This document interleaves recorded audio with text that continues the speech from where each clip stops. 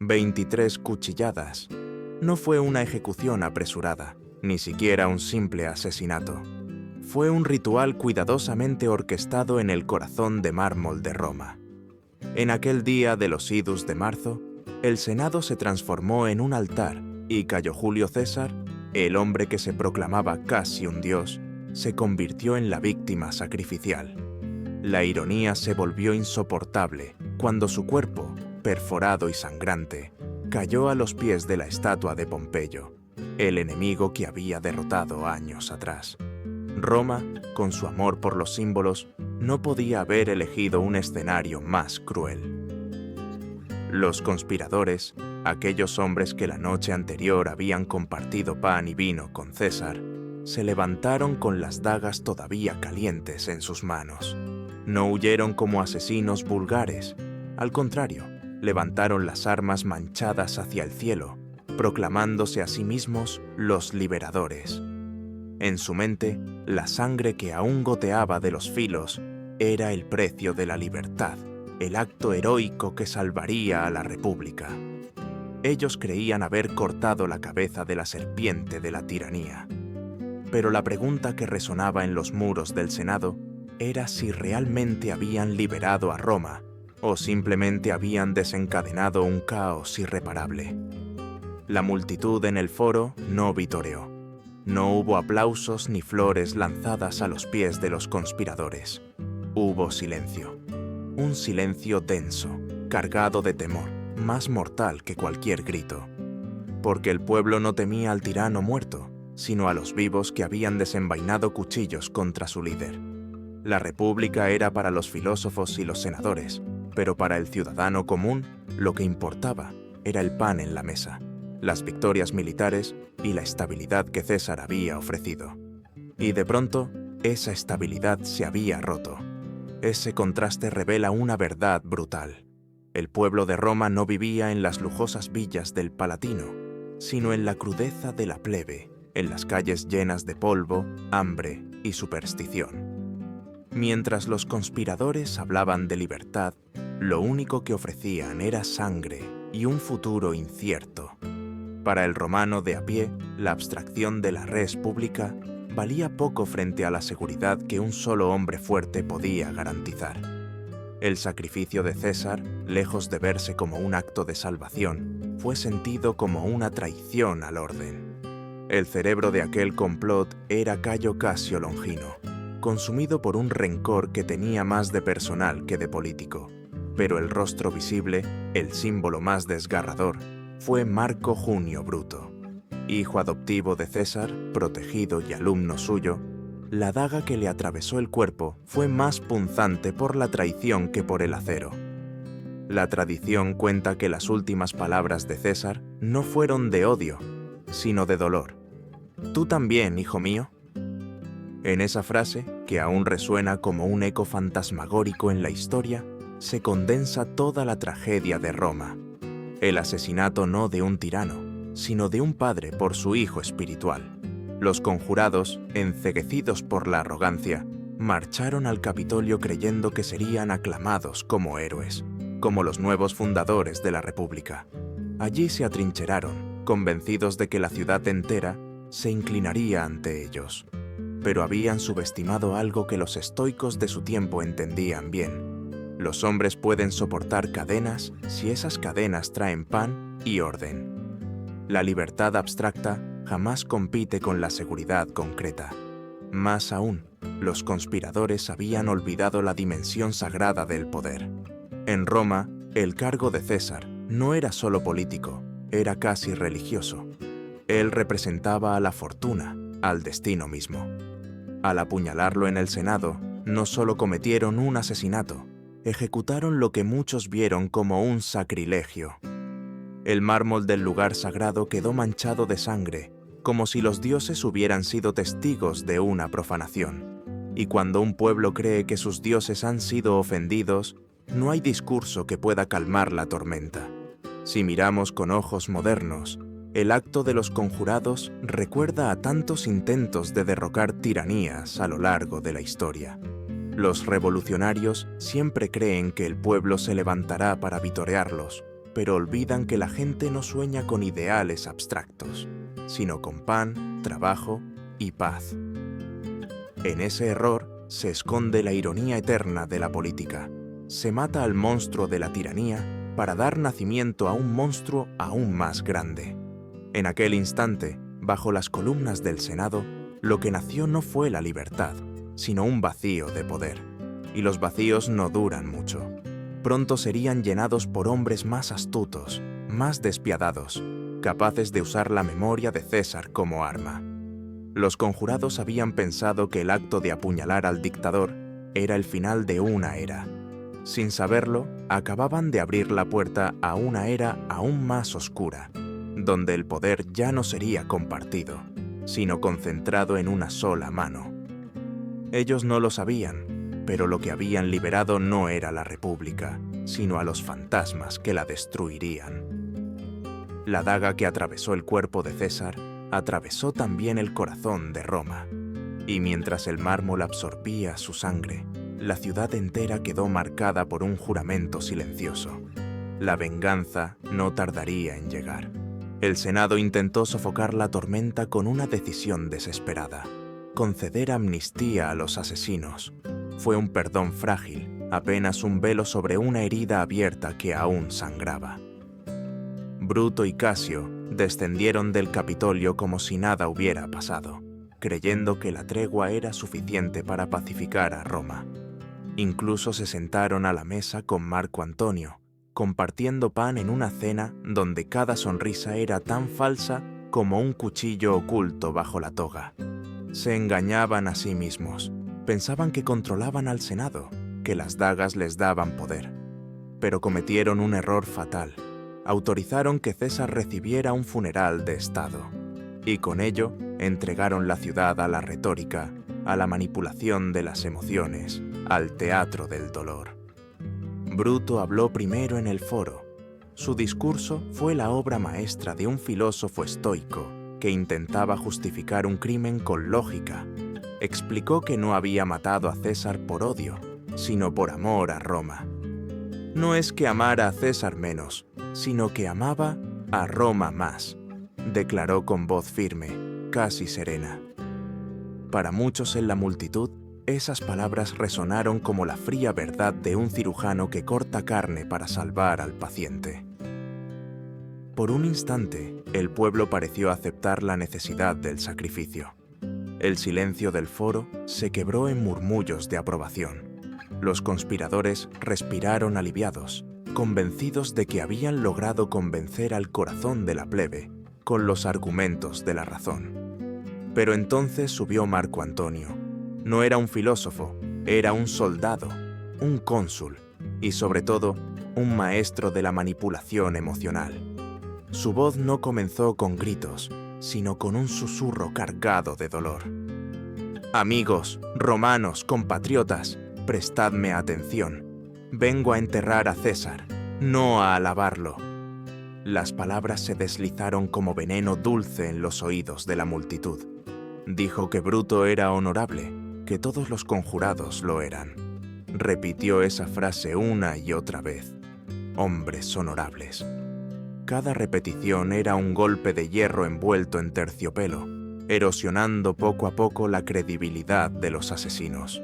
Lo que comenzó como respeto se transformó en sarcasmo. Lo honorable se convirtió en acusación. Antonio no se detuvo en las palabras. Levantó la toga púrpura de César, rígida por la sangre seca, y la mostró al pueblo. Los agujeros abiertos por las dagas eran más elocuentes que cualquier discurso. Señaló cada desgarro, nombró a cada asesino. Aquí Casio, allá Casca, aquí el amado Bruto. La multitud ya no veía a un dictador caído, sino a un hombre traicionado por aquellos en quienes confiaba. El mármol del Senado se convirtió en un altar de martirio y César en un santo profano. Entonces, el golpe final.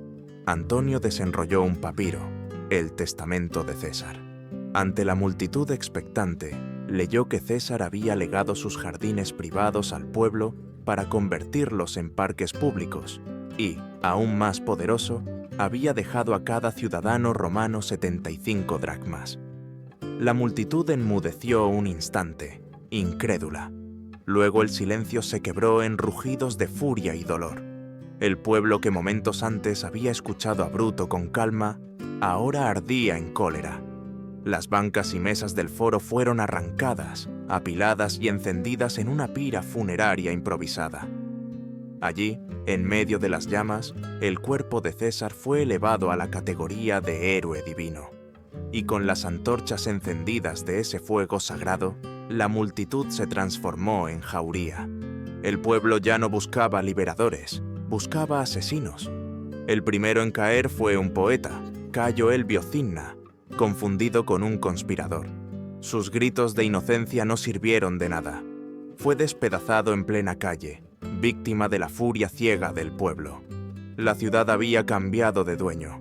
Los liberadores, que soñaban con aplausos, contemplaron desde sus casas cómo las masas que pretendían salvar se volvían contra ellos. El foro se había convertido en un infierno y Roma ya no era su aliada. La república que decían restaurar se desmoronaba ante el fuego y la sangre. La multitud, encendida por la palabra de Antonio, había elegido su bando. Bruto había apelado a la razón, pero Antonio había invocado el corazón. Y en Roma, como en todas las épocas, el corazón siempre gana. El funeral de César marcó la sentencia de los conjurados. Ya no eran senadores, eran presas. Y mientras los gritos de «venganza» retumbaban por las calles, un nuevo nombre empezaba a susurrarse en las sombras, un nombre que pronto sería gritado en cada esquina: Octavio. El heredero de César estaba a punto de entrar en escena, y con él la verdadera cacería. A cientos de kilómetros de Roma, en la ciudad griega de Apolonia, un muchacho enfermizo y casi desconocido recibió una carta que cambiaría el curso de la historia. Tenía 18 años, un cuerpo frágil y una salud quebradiza que muchos consideraban incompatible con la política y la guerra. Se llamaba Cayo Octavio, y hasta ese instante su destino parecía reducido a ser otro joven aristócrata perdido en el anonimato. Pero en aquella carta estaba escrito algo más poderoso que 100 legiones. Julio César, su tío abuelo, lo había adoptado póstumamente como hijo y heredero principal. No heredaba solo la fortuna colosal de César, sino algo más peligroso: su nombre. En Roma, un nombre podía levantar ejércitos y hacer temblar ciudades. Octavio entendió la magnitud del regalo y de la condena. Al aceptar la herencia, no se convertía simplemente en el joven rico de la aristocracia, sino en César mismo. Cada sílaba de ese nombre evocaba conquistas, botines, triunfos y pan en la mesa de los pobres. Octavio era débil en cuerpo, pero su nueva identidad lo transformaba en un gigante político. Cuando regresó a Italia, muchos lo subestimaron. Marco Antonio, el cónsul que se había erigido como dueño de Roma tras la muerte de César, lo miró con desprecio. Para él, aquel muchacho pálido era poco más que una molestia. No le entregó la fortuna heredada, intentando cortar de raíz cualquier ambición. Fue un error de cálculo monumental. Antonio creía que el poder residía en el dinero y en las armas, pero no entendió que lo más poderoso que César había dejado no era oro, sino un mito. Octavio comenzó a firmar como César Octaviano, un acto de audacia y genio. La plebe lo reconoció de inmediato. Aquel joven débil era la reencarnación de su benefactor asesinado. Y cuando Antonio le negó el dinero, Octavio realizó un movimiento que lo convirtió en leyenda. Vendió sus propias propiedades, incluso aquellas que le habían quedado de su familia, y con ese dinero pagó a cada ciudadano los 75 dracmas que César había prometido en su testamento. Cumplió la palabra de su padre adoptivo con un fervor religioso. Ese gesto, más que cualquier discurso, lo elevó a la categoría de líder popular. El pueblo lo aclamó como un nuevo César, pero más importante aún, los veteranos de las legiones de su padre lo vieron como el legítimo heredero. hombres endurecidos por décadas de guerras, curtidos en Galia, Hispania y Egipto, comenzaron a jurarle lealtad, no porque él lo pidiera, sino porque reconocían en él la continuidad de su comandante inmortal. Así, Octavio descubrió una verdad que los asesinos de César jamás imaginaron. La lealtad en Roma podía comprarse, y el precio no era bajo, pero estaba escrito en sangre y monedas. En una sociedad donde la guerra era la base de la gloria, el ejército no servía a la república, servía a quien pudiera alimentarlo y vestirlo, y ese alguien, de repente, era Octavio. La psicología del joven heredero merece atención. Era enfermizo, frágil, incluso tímido, pero esas debilidades lo convirtieron en un estratega implacable. Aprendió que no podía vencer por la fuerza de sus brazos, así que decidió vencer por la fuerza de su cálculo. Cada decisión que tomó fue fría, racional, casi quirúrgica. No confiaba en el azar, confiaba en su habilidad para convertir la fragilidad en arma. Si Antonio era un león que rugía, Octavio sería una serpiente que se deslizaba entre las sombras hasta asfixiar a su presa. Su ascenso fue rápido, casi increíble. En cuestión de meses, el muchacho invisible se convirtió en rival de Marco Antonio. Robó a las legiones de las narices del cónsul, atrayéndolas con dinero, promesas y el poder místico del nombre César. Comprendió algo esencial. En Roma, la política no se jugaba solo en el Senado, sino en los campamentos militares. Allí, bajo los estandartes manchados de sangre, los hombres decidían a quién obedecerían, y ellos eligieron a Octavio. Lo que comenzó como un duelo silencioso entre un joven aprendiz y un veterano, se transformó en una guerra por la herencia de César. El muchacho al que nadie temía se convirtió en el arquitecto de la venganza. Los conjurados que habían levantado sus dagas en el Senado aún no lo sabían, pero habían encendido una hoguera que Octavio alimentaría hasta que el último de ellos ardiera en sus llamas. En ese instante, Roma tenía un nuevo monstruo. No era un general triunfante, no era un político carismático, era algo más inquietante, un muchacho con un nombre inmortal, una fortuna creciente y una voluntad de hierro. Octavio había despertado, y su despertar marcaría el principio del fin para todos los que se atrevieron a tocar el cuerpo de su padre adoptivo. Roma ardía de tensiones. El pueblo clamaba venganza, las calles todavía olían a humo de la pira funeraria de César, y el Senado era un teatro de traiciones. En ese escenario, 3 hombres se encontraron en una pequeña isla rodeada de niebla, en un río cerca de Bolonia. Marco Antonio, veterano cónsul y guerrero implacable; Cayo Octavio, el muchacho que ahora firmaba como César; y Marco Lépido, un general experimentado, pero más oportunista que idealista. Aquella reunión no fue un pacto honorable, sino el nacimiento de un monstruo político, el segundo triunvirato. No era una alianza, era un contrato de sangre. 3 depredadores hambrientos repartiendo un cadáver, el cadáver de la República. Allí, entre barro y agua turbia, se repartieron el mundo como botín de guerra. Cada uno recibió territorios, riquezas, ejércitos, pero había un obstáculo común: los enemigos internos. Y para eliminarlos, decidieron desatar una herramienta de terror que superaría cualquier daga: las proscripciones. Las proscripciones eran listas de muerte, nombres escritos en tablas de yeso y clavados en el foro.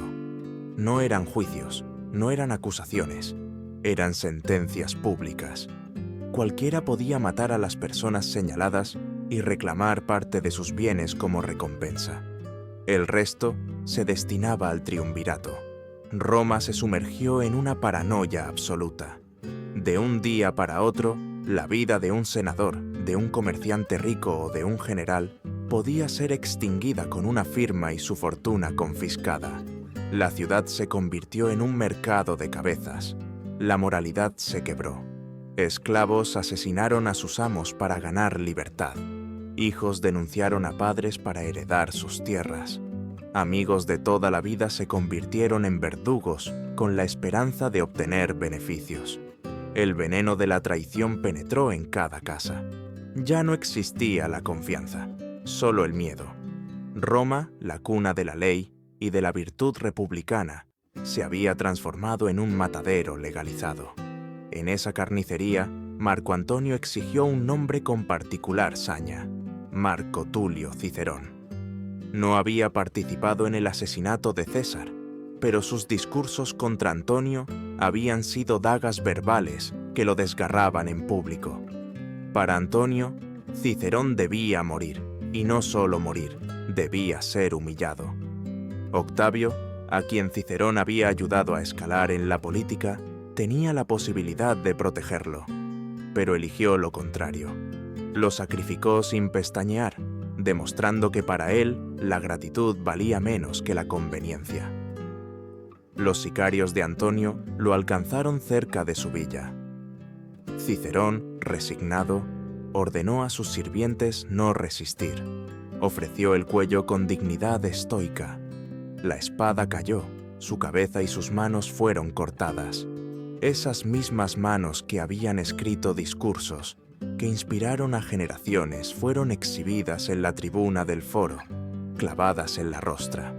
Era un acto de barbarie calculada, el símbolo de la palabra libre, reducido a carne mutilada. La ciudad quedó marcada. La república no era ya un sueño roto, era un cadáver despedazado en plena plaza pública. Los conspiradores que habían hundido sus dagas en César pensaron que habían matado a un dictador, pero lo que realmente habían liberado era un monstruo colectivo, un régimen de terror que se alimentaba de la sangre de su propia aristocracia. El triunvirato prosperaba con la violencia. Sus arcas se llenaban con las riquezas confiscadas, sus ejércitos engordaban con la promesa de botín, y su poder se legitimaba bajo el disfraz de la legalidad. Era el triunfo de la brutalidad sobre la virtud, de la espada sobre la palabra. Roma ya no era gobernada por senadores, sino por carniceros con corona. Lo que nació en aquella isla no fue una restauración de la república, sino un pacto de chacales que se repartieron las entrañas del imperio. El precio lo pagaron miles de ciudadanos que nunca blandieron un cuchillo contra César. El miedo se convirtió en la ley, la sangre en el idioma del poder. Y entre esos tres hombres, Octavio aprendía en silencio, observando. Porque mientras Antonio y Lépido se regodeaban en la violencia, él entendía que el terror era un instrumento útil, pero que la verdadera victoria estaría en el tiempo, en la paciencia y en la manipulación de símbolos. El joven César aún no era el más fuerte, pero ya era el más peligroso. Su frialdad lo distinguía. Para Antonio, la proscripción era venganza. Para Octavio, era un método. Y pronto, ese método lo conduciría a eclipsar a sus propios aliados. El destino de Roma se trasladó a una llanura de Grecia llamada Filipos. Allí, frente a frente, se reunieron más de 200.000 hombres, la mayor concentración de poder militar que el mundo romano había contemplado jamás. A un lado, Marco Antonio y Octavio, unidos por el nombre de César y alimentados por la sed de venganza. Al otro, Bruto y Casio, los autoproclamados libertadores, que sostenían en alto la idea moribunda de la república. Era más que una batalla, era un juicio de los dioses, una era contra otra. Casio, veterano de múltiples campañas, comprendía que sus fuerzas estaban en mejor posición. Controlaban el mar, tenían provisiones abundantes y podían desgastar lentamente a los triunviros mediante hambre y enfermedad. La estrategia lógica era esperar.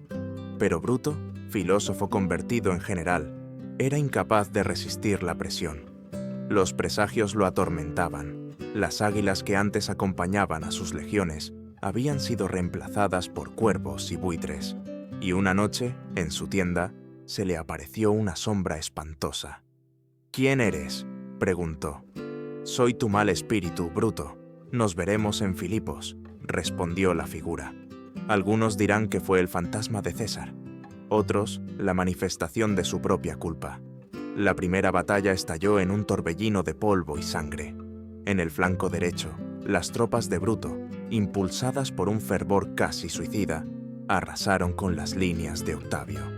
El joven heredero apenas escapó con vida. Para los republicanos, parecía un triunfo glorioso. El sueño de la libertad renacía bajo el sol de Macedonia. Pero en el otro extremo del campo, la historia era distinta. Marco Antonio, con disciplina implacable, destrozó las fuerzas de Casio. El campamento cayó, los soldados huyeron y el caos se apoderó de su ejército. Casio se retiró a una colina para observar. Desde allí vio humo, vio caballería galopando hacia él y creyó que eran enemigos. Lo que en realidad se acercaba era un destacamento amigo que venía a anunciar la victoria de Bruto. Pero la niebla de la guerra lo engañó. Creyó que todo estaba perdido, que Bruto había sido derrotado. En ese instante de desesperación, entregó su daga a su liberto y le ordenó que lo matara. Cubriéndose el rostro con su manto, recibió el golpe fatal. La ironía fue cruel. Se quitó la vida con la misma arma que había hundido en el cuerpo de César. Murió no por derrota real, sino por una ilusión. Cuando los mensajeros llegaron, gritando que Bruto había vencido en su flanco, encontraron solo el cadáver de Casio. Bruto, entre lágrimas, lo llamó el último de los romanos. El cerebro de la conspiración se había extinguido, pero aún quedaba su alma. Durante 3 semanas, los dos ejércitos se vigilaron, inmóviles, mientras la tensión crecía con cada amanecer. La moral en el campamento republicano se derrumbaba. La victoria había sido efímera, un espejismo. La sombra de Casio pesaba sobre todos, y muchos soldados empezaron a desertar. Bruto, acosado por sus oficiales y atormentado por el fantasma de César, decidió lo inevitable: forzar una segunda batalla. Fue un error mortal. La segunda batalla de Filipos no fue un torbellino de azar, sino una ejecución organizada. Las tropas de Bruto cargaron con desesperación, no con convicción. Enfrentaron a veteranos endurecidos que luchaban no para sobrevivir, sino para triunfar. La línea republicana se quebró. La retirada se convirtió en fuga, y el sueño de la República se desangró en el barro. Bruto escapó con unos pocos oficiales, refugiándose en las colinas, escuchando los gritos de victoria de sus enemigos. Allí, rodeado de la oscuridad de la noche griega, comprendió que todo había terminado. Miró a sus amigos y pronunció palabras que revelaban su quiebre interior. La virtud por la que había sacrificado todo quizás no era más que una palabra vacía, y él había sido esclavo de la fortuna. Rehusó ser capturado vivo. Rehusó la humillación de desfilar como trofeo en Roma. Pidió a sus amigos que lo mataran. Clito se negó, Dardano también. Finalmente, su amigo Estratón sostuvo la espada, mientras Bruto se arrojaba sobre ella. Bruto murió con la misma frialdad con la que había hablado en el foro, pero su muerte fue el epitafio de la República. Marco Antonio, al encontrar el cuerpo, mostró una nobleza inesperada. Cubrió al cadáver con su propio manto púrpura y lo honró como el más noble de los conspiradores. Octavio, en cambio, fue hielo puro. Ordenó que le cortaran la cabeza y la enviaran a Roma para ser arrojada a los pies de la estatua de César. Así terminó Filipos, con 2 batallas, 2 fantasmas y una certeza. La República no murió con un grito de libertad, sino con el sonido de miles de hombres huyendo por sus vidas y con la cabeza de Bruto convertida en trofeo macabro. Lo que comenzó como liberación se transformó en carnicería, y Roma, sedienta de sangre, apenas empezaba a saciarse. La batalla de Filipos fue el clímax militar, pero no el final de la venganza. Para Octavio, la lista seguía incompleta. Bruto y Casio eran solo las primeras cabezas. Quedaban decenas de nombres, decenas de deudas que aún debían pagarse en sangre. Lo que siguió fue una persecución lenta, cruel y metódica. una cacería que se extendió por cada rincón del Mediterráneo. El primero en caer fue Cayo Trebonio. Había sido el encargado de mantener a Marco Antonio fuera del Senado el día del asesinato, asegurando que César no tuviera protección.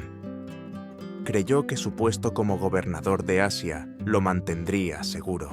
Se equivocaba. Un general leal a Antonio lo capturó en Esmirna.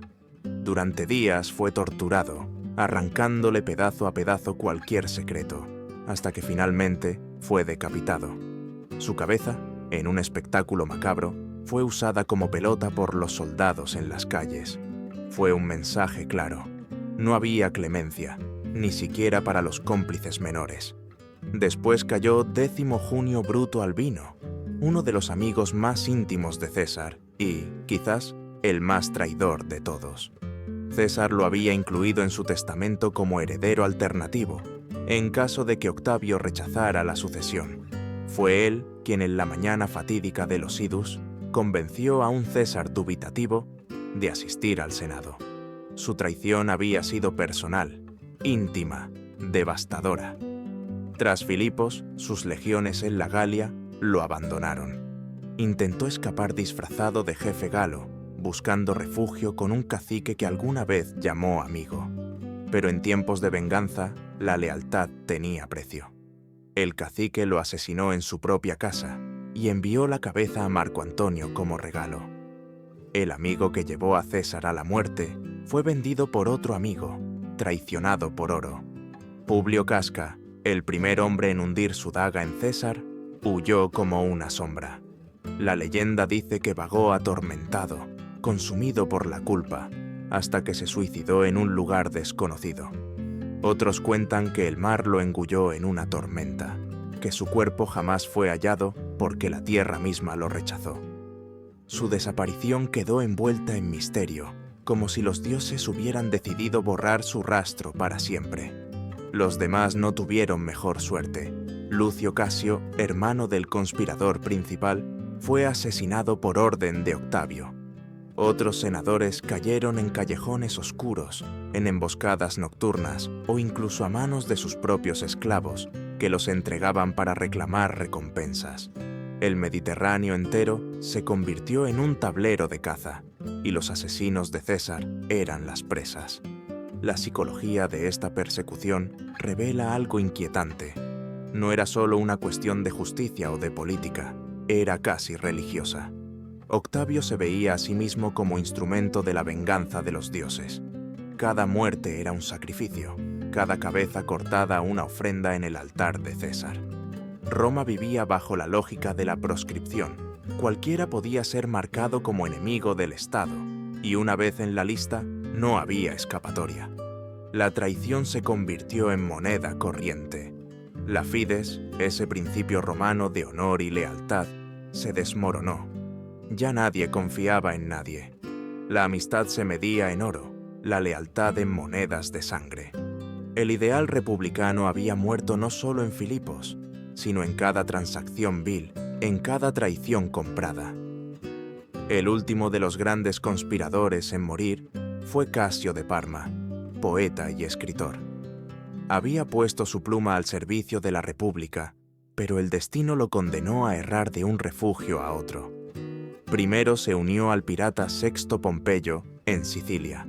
Tras su derrota, cometió la mayor ironía. Se alió con Marco Antonio, el verdugo y vengador de César.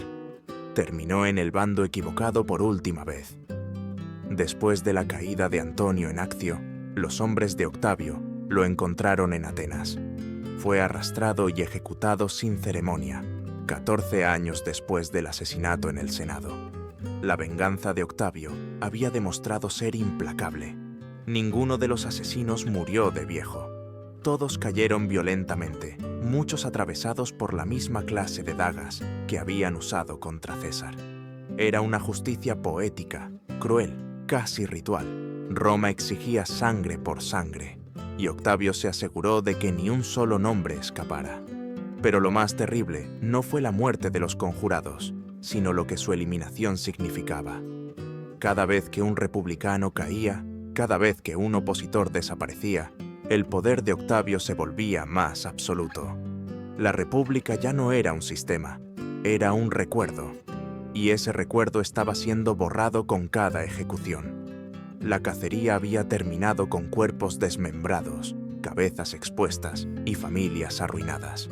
Pero al mismo tiempo, había forjado un vacío que solo un hombre podía llenar, y ese hombre, que había comenzado como un joven enfermizo y desconocido, estaba a punto de convertirse en la figura más temida y poderosa de su tiempo.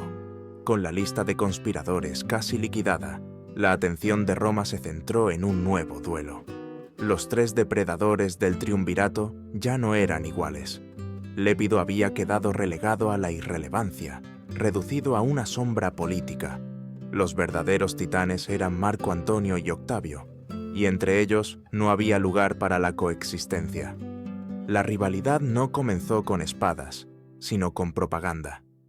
Octavio desde Roma pintó a Antonio como un traidor, un general romano esclavizado por los encantos de una reina extranjera. Cleopatra VII de Egipto se convirtió en la figura central de esa campaña. Octavio describía a Antonio como un hombre dominado por la lujuria, dispuesto a entregar Roma a los caprichos de una mujer oriental. La imagen caló hondo en un pueblo que temía la monarquía y despreciaba la influencia extranjera. Mientras tanto, Antonio, instalado en Alejandría, veía a Octavio como un tirano codicioso, un niño disfrazado de César que usurpaba el poder. El choque era inevitable. La confrontación final tuvo lugar en el mar, en la batalla de Actium, el año 31 a.C. Más que una guerra, fue una representación simbólica. El destino de Roma enfrentado a las olas, con dioses invisibles inclinando la balanza. Octavio confiaba en Agripa, su general más brillante, maestro en la guerra naval. Antonio confiaba en su experiencia y en Cleopatra, que aportaba la poderosa flota egipcia. La mañana de Actium estaba cargada de presagios oscuros. El viento soplaba del oeste, favoreciendo a Octavio. La batalla se convirtió en una danza de fuego y agua, barcos embistiéndose, arqueros incendiando velas, marineros ahogados entre gritos. Antonio luchaba con fiereza, pero Cleopatra, al ver que la marea cambiaba, ordenó la retirada de su escuadra. Sus velas se desplegaron hacia el sur, blancas como un abandono. Antonio, cegado por el amor o el miedo, cometió lo impensable. Dejó la batalla y siguió a Cleopatra, abandonando a sus soldados. El ejército romano quedó estupefacto. El general que debía liderarlos había huido tras una mujer. La flota de Octavio, disciplinada, cerró el cerco y destruyó a los rezagados. Fue una derrota total. Actium no fue solo una batalla perdida, fue una humillación. El león romano había sido domado no por la espada de un rival, sino por los labios de una reina. El desenlace en Egipto fue trágico. Acorralados en Alejandría, Antonio y Cleopatra comprendieron que no había salida. Antonio, en un acto desesperado, se arrojó sobre su espada, muriendo en brazos de la mujer que lo había arrastrado a la perdición. Cleopatra, según la leyenda, se dejó morder por un áspid, el veneno reptando como un último amante hasta su corazón. Otros sugieren que fue ejecutada en secreto por orden de Octavio. Pero la imagen de la reina abrazando la muerte por orgullo resultó demasiado poderosa para ser destruida. La muerte de Antonio y Cleopatra dejó a Octavio como dueño absoluto del escenario. No quedaban rivales, no quedaban generales, no quedaban conspiradores. Solo él y su ambición, sostenida ahora no por la espada de César, sino por su propia astucia. Actium reveló una verdad inquietante. La victoria de Octavio no se debió solo a la fuerza militar, sino a la guerra psicológica. Había convertido a Cleopatra en símbolo del miedo oriental y a Antonio en la víctima de su debilidad. El pueblo de Roma, que una vez temió a César por querer ser rey, ahora abrazaba a Octavio como salvador. El muchacho enfermizo se había transformado en Augusto y lo había logrado sin proclamarse dictador. sino presentándose como el restaurador de la República. El mar de Actium quedó sembrado de cadáveres y barcos carbonizados, pero más allá de los restos flotando en el agua, lo que emergió de aquellas olas fue un nuevo orden. Roma ya no sería nunca más una república de senadores, sino un imperio bajo un solo hombre. Tras la muerte de Antonio y Cleopatra, el Mediterráneo entero se inclinó ante un solo nombre, Cayo Julio César Octaviano. Pero el joven no cometió el error de su padre adoptivo. Julio César había aceptado el título de dictador vitalicio y con ello había provocado el miedo, la envidia y finalmente las dagas. Octavio era más frío, más calculador, más paciente. No necesitaba una corona de oro. Entendía que la auténtica corona era la obediencia silenciosa. En el año 27 a.C., dio un golpe maestro. Entró en el Senado y, con teatralidad estudiada, renunció públicamente a todos sus poderes extraordinarios. Declaró que devolvía a la República la libertad que César había arrebatado. Los senadores, exhaustos tras 2 décadas de guerras civiles, lo recibieron con júbilo, pero en lugar de liberarse, se encadenaron. En agradecimiento, le concedieron un nuevo nombre, Augusto, el Venerable. Con ese título, Octavio se convirtió en el primer emperador de Roma, aunque fingiera no serlo. La restauración de la República fue una farsa brillante. Los cónsules seguían siendo elegidos, el Senado continuaba reuniéndose, las asambleas populares mantenían su fachada, pero todos sabían que el verdadero poder descansaba en un solo hombre. Augusto controlaba las legiones, las finanzas del Estado y las provincias más ricas. Cada decisión pasaba por él. La máscara republicana se mantenía intacta, pero detrás había nacido una monarquía disfrazada. Su régimen se sustentaba en 3 pilares: el ejército, la riqueza y la religión. Augusto se proclamó protector de la paz y reconstruyó templos olvidados, presentándose como elegido de los dioses. Bajo su mano, Roma entró en la llamada Pax Romana, una paz impuesta por la espada. Era la paz de los cementerios. No había guerras civiles, porque todos los enemigos habían sido exterminados. La psicología de Augusto era la de un actor consumado. Comprendió que el pueblo no quería escuchar la palabra rey. Roma había desterrado a sus monarcas 500 años atrás, así que nunca se coronó, nunca se llamó dictador. Prefería títulos ambiguos: Princeps, el primero entre iguales; Augusto, el Venerable. Nombres suaves que ocultaban un poder absoluto. Era como si hubiera aprendido de la sangre de César que el verdadero dominio no necesita exhibirse, basta con administrarse con paciencia. Su control sobre la memoria fue igual de eficaz. Mandó escribir crónicas, erigió monumentos, reescribió la historia. Los asesinos de César fueron retratados como villanos, no como libertadores. Bruto y Casio se convirtieron en sombras malditas. Los muertos no podían defender su reputación, y Augusto moldeó la narrativa como un escultor moldea el mármol. Comprendió que dominar Roma no era solo cuestión de ejércitos, sino de relatos. La paradoja es brutal. Los conjurados habían clavado sus dagas para evitar el nacimiento de un rey, y con cada apuñalada no hicieron más que fertilizar la tierra para el surgimiento de un emperador. Augusto no gobernó durante un puñado de años como su padre adoptivo. Gobernó más de 4 décadas. No murió asesinado en el Senado, sino en su cama, viejo, venerado y deificado como un dios. El contraste entre el final de César y el de Augusto es escalofriante. Uno murió cubierto de heridas, abandonado por quienes lo rodeaban. El otro murió rodeado de honores, con templos a su nombre. La sangre del primero fue el cimiento de la eternidad del segundo. En esa ironía cruel se revela la esencia del poder.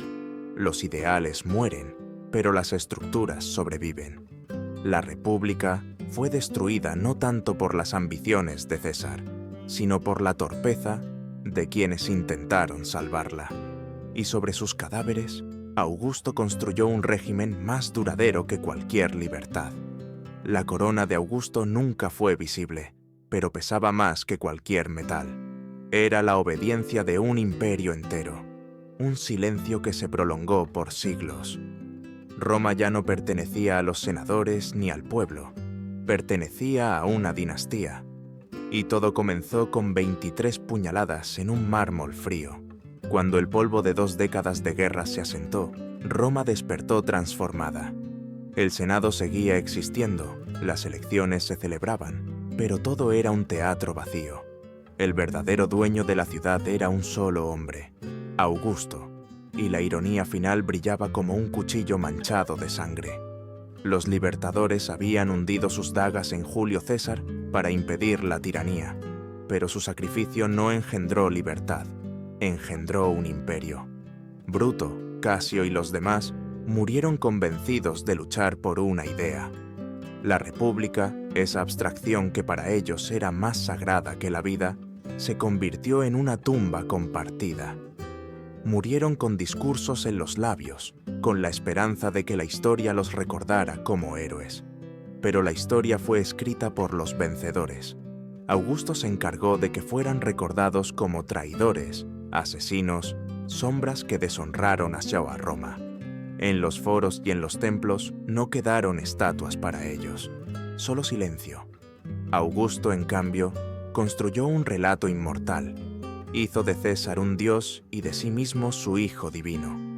Creó templos, instituyó cultos, y cada ciudadano romano fue instruido para aceptar que el orden natural del mundo era tener a un emperador en la cima. El asesinato que pretendía impedir la monarquía terminó justificando una nueva forma de realeza, más sólida y más duradera. Si comparamos con nuestro tiempo, la lección resulta escalofriante. Los pueblos no siguen abstracciones eternas, siguen símbolos concretos. La plebe romana no lloró por la pérdida de la república, lloró porque había perdido al hombre que les daba pan, victorias y espectáculos. En su lugar apareció otro hombre, aún más calculador, que les ofreció lo mismo pero envasado como eternidad. La libertad no se perdió en una batalla, se perdió en la indiferencia de quienes prefirieron seguridad. Cada conspirador pagó con su vida. Trebonio torturado, Décimo traicionado, Casca desaparecido como un fantasma, Casio muerto por error, Bruto atravesado por su propia espada. Ni uno solo murió en paz. Y sin embargo, ninguno de esos sacrificios impidió el nacimiento del monstruo. Al contrario, cada cadáver fue un peldaño más en el ascenso de Augusto. Las 23 puñaladas no detuvieron la tiranía, solo eligieron al tirano.